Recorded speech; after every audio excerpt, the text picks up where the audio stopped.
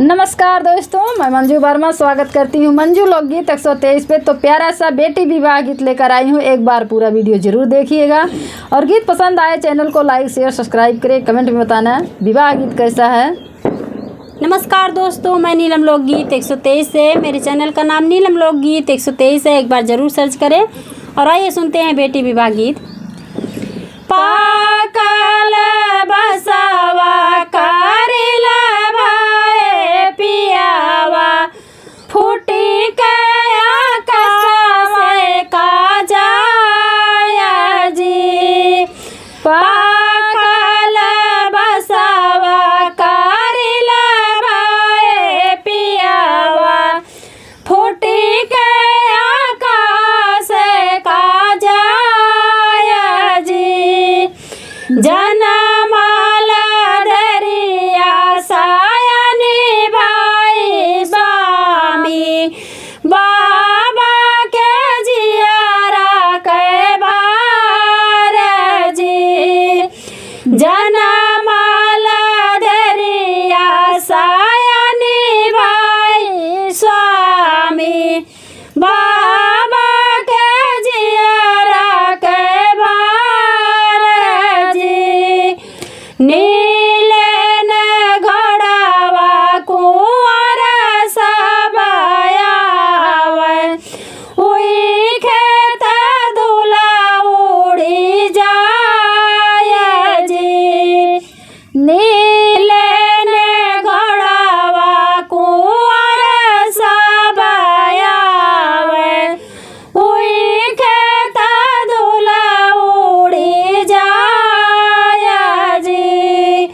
खिड़की बाहर होई दिया मोरी चितावे धन्य बेटी जन्म तोहार जी।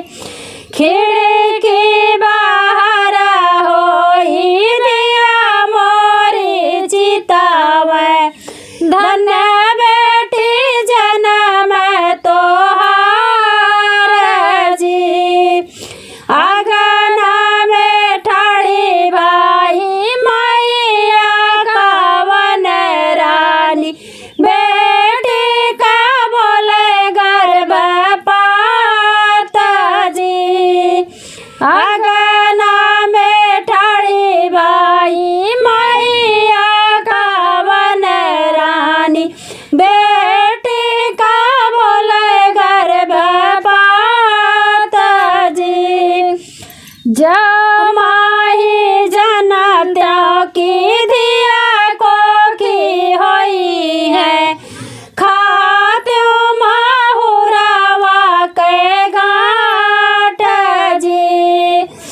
जमाही जनत्या की धिया को की होई है खात्यो माहुरावा के घाट जी।